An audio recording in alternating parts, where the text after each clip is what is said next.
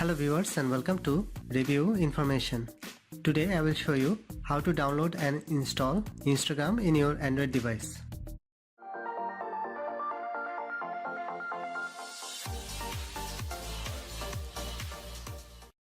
Go to the Play Store from your apps list.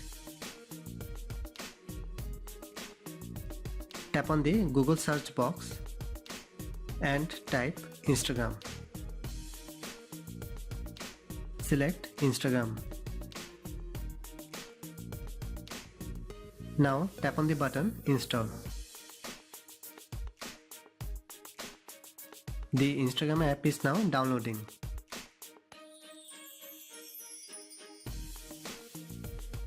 That's it.